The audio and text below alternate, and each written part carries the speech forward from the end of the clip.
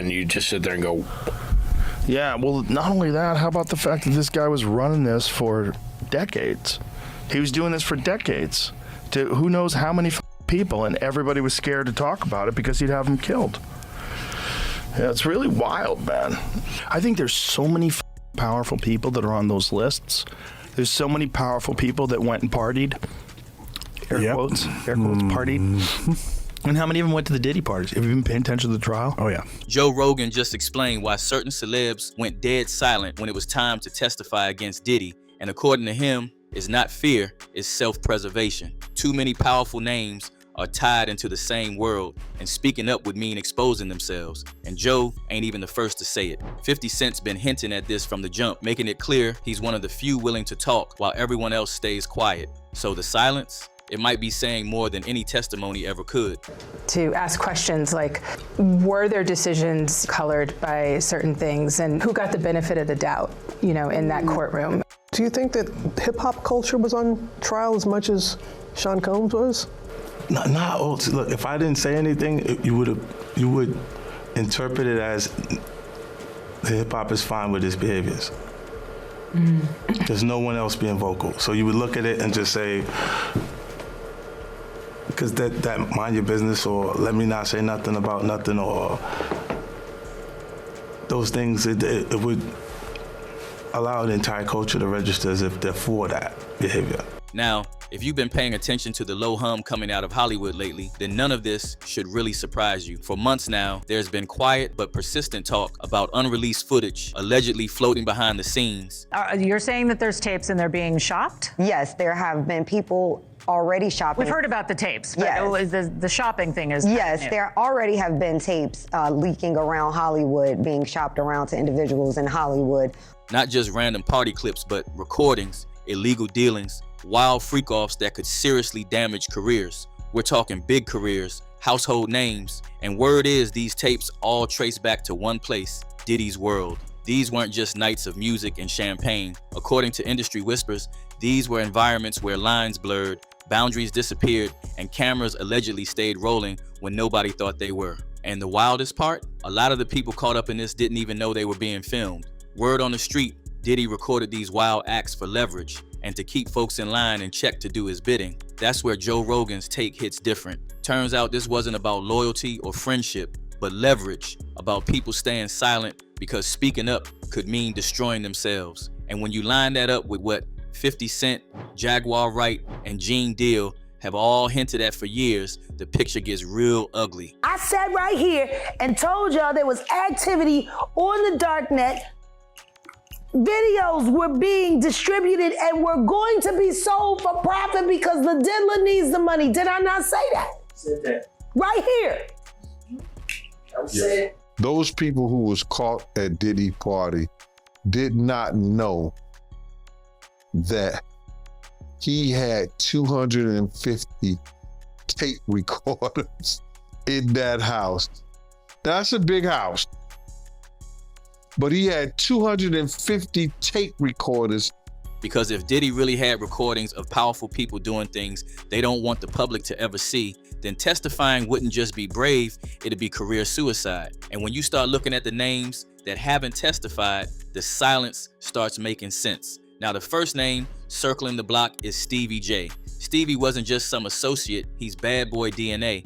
He was there during the golden era, producing hits, sitting in rooms where decisions were made. And when the feds raided Diddy's properties, Stevie didn't distance himself. He doubled down, went online, interviews, and defended Diddy publicly, called him family. You're hanging out with Diddy in his mansion in Miami, and Homeland Security rushes in while you're there. While I'm there, Dolo. You're there by yourself. Yeah. With the, you know, he has some employees there and stuff. Yeah. So suddenly there's red dots all over your shirt. Yeah. I'm like, damn, this is crazy. That kind of loyalty raised eyebrows immediately, because according to Lil Rod's lawsuit, Stevie wasn't just around, he was allegedly active. Claims suggest he helped coordinate escorts for some of those late night events, handling logistics while Diddy stayed insulated. There are even whispers about leaked clips allegedly showing Stevie involved in explicit behavior at the same gatherings, now under federal scrutiny. Yet Stevie stays loud, unafraid, almost too comfortable. Hopefully the truth will prevail. Yeah.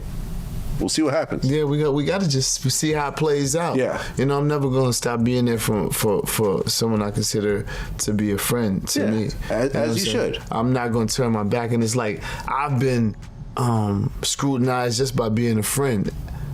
I guess someone never had a true friend before. And that's why people are asking, is that confidence or is it fear disguised as loyalty? Now, another name popping up is Cuba Gooding Jr. Cuba and Diddy have been seen together for years, smiling it up at events, yacht trips, industry vacations. But things shifted when Lil Rod's lawsuit landed, because suddenly, Cuba's name wasn't just floating, it was printed in legal paperwork. According to the complaint, Diddy introduced Lil Rod to Cuba during a yacht trip in the Virgin Islands. What followed, Rod claims, crossed serious lines, unwanted touching, repeated advances, and ignored boundaries. Cuba denies all of it, saying he woke up to a nightmare headline he never expected. How do you fully escape it though? Like your name, for example, was mentioned in the Diddy case. Which was the most ridiculous thing ever. Because you barely know. This is the most ridiculous thing ever.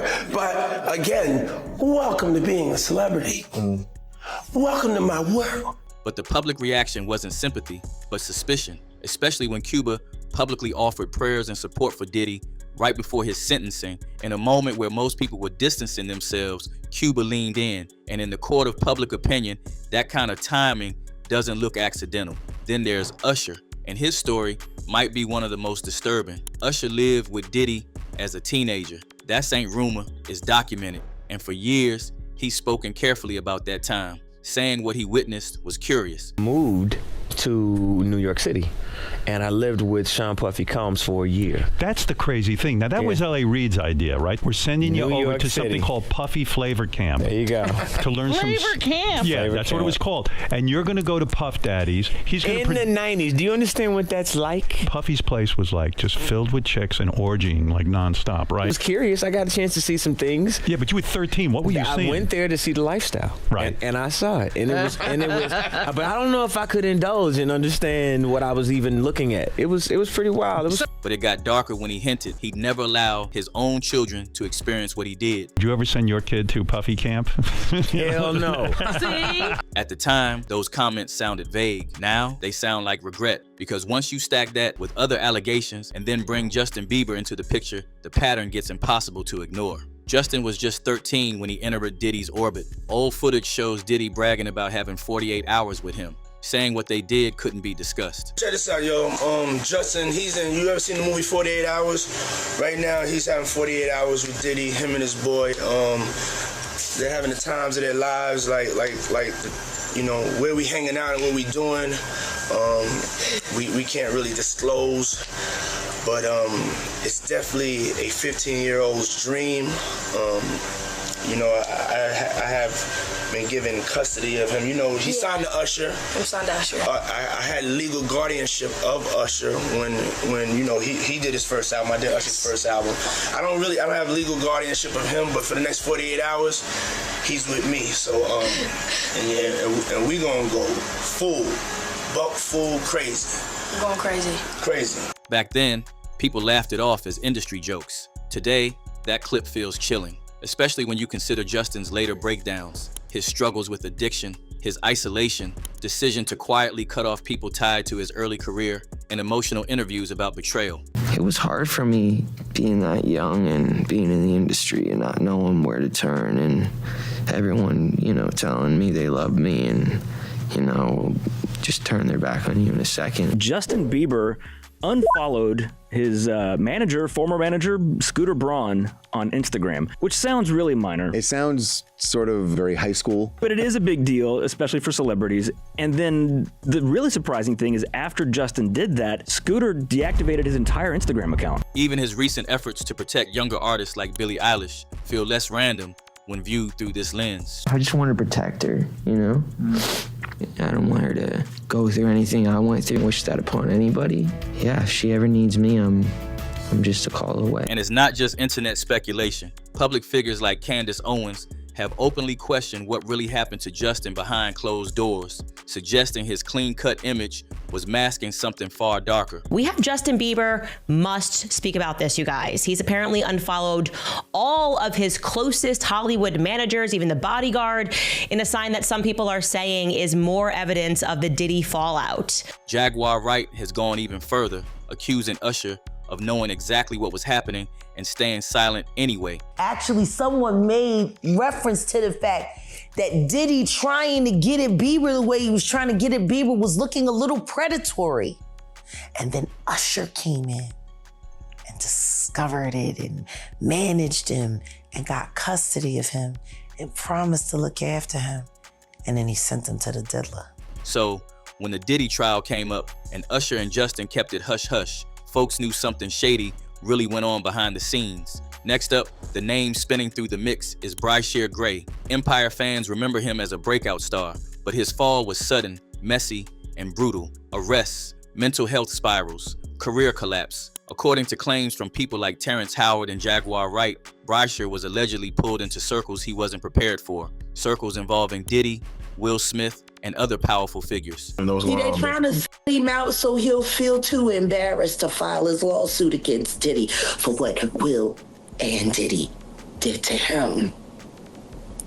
With Jaden and Justin present, that tape exists. Bryshere himself has reportedly accused industry players of sabotage and psychological harm, claiming he was used up and discarded once he stopped being profitable. Now let's talk about Naomi Campbell. Her name surfaces every time Diddy and Epstein are mentioned in the same breath.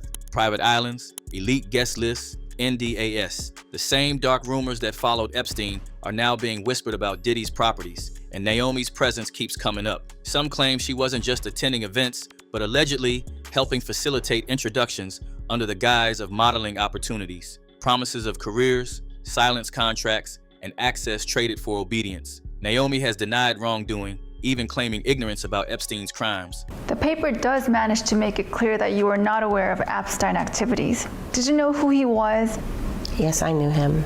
I was introduced to him on my 31st birthday by my ex-boyfriend Flavio. He was always front and center at Victoria's Secret shows. Did you suspect what he was doing? No. And what he's done is indefensible.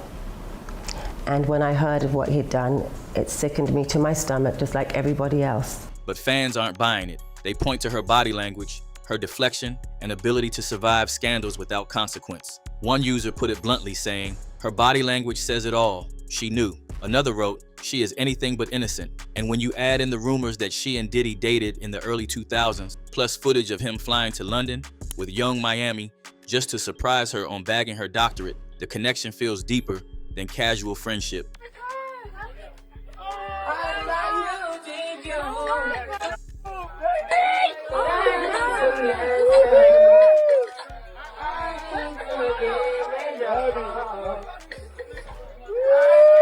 Then there's Jay-Z. For years, Jay and Diddy moved like twin moguls. Same parties, same circles, same power. Jaguar Wright famously said they were inseparable like peanut butter and jelly until Diddy caught Rico heat. Tell me something. When you have a peanut butter jelly sandwich, if it's just peanut butter, it's just peanut butter. If it's just jelly, it's jelly. When you put it together, it becomes a peanut butter and jelly sandwich, and the taste is undeniable. Mm-hmm. You saying Diddy and Jay-Z is peanut butter jelly? Peanut butter and jelly. That's when Jay went quiet. He distanced himself fast. And while he's already dodged one major legal essay bullet, folks are watching closely. Because if Diddy decides to talk, Jay's name won't stay out of the convo forever. And finally, Meek Mill. The rumors around Meek have been relentless. Claims he was one of Diddy's favorites. Meek has denied it loudly, even jumping on no Diddy rhetoric online. What's up? Yeah, y'all already know we playing out this real life. Real life. Diddy gang, Meek Mill in real life. Don't ever disrespect me, you heard? Talk that shit, Meek. Yeah, Meek. But the chatter never really faded. At one point, Lil Rod hinted at a Philly rapper who once dated Nicki Minaj, and nobody had to guess who he was talking about. Meek's reaction online only poured fuel on it. going on emotional rants about being a real king from the trenches and blaming fake accounts and bots for trying to drag his name, and even threatening folks like academics who talked about it. We got a lawsuit. So the Lil Rod lawsuit we got. Yeah, I read through the whole thing. And it didn't mention Meek by name, but there was a footnote. A Philly rapper who used to date the name. Nicki Minaj. It was like a Jeopardy question. Who is that? There could only be one person on the planet. Unless there's a Philly rapper that also dated Nicki that no one knows about, it's obviously Meek Mill. He says, I'm gonna kill you academics, and what I'm gonna do is, he says, first things first, he says, someone send me academics address. Right, he said, I'll die to shut you down. Yeah, then he says, I'm going to die to do it. But the internet wasn't convinced. Folks said it didn't sound like confidence. It sounded like damage control. Then, out of nowhere, clips started popping up. Meek lay back poolside with Diddy, looking way too relaxed for someone claiming there was nothing there. Hey, what's up, King Son? Man, you doing it, man. You deserve it, Daddy. You putting in that work. Proud of you. I love you. I appreciate it. Yeah. Then, audio leaks allegedly showing intimate energy between him and Diddy. What? If that recording is real, it explains everything. The silence, panic, fear. Just like Joe Rogan said, they're not quiet because they support Diddy. They're quiet because talking would destroy them. So now the question is, who's staying silent to protect themselves, and who's next to get exposed? Are these celebs, victims, accomplices, or both? And if ever Diddy talks, whose legacy collapses first? Drop your thoughts in the comments, hit like and subscribe, and don't miss the next video on your screen. It gets even crazier.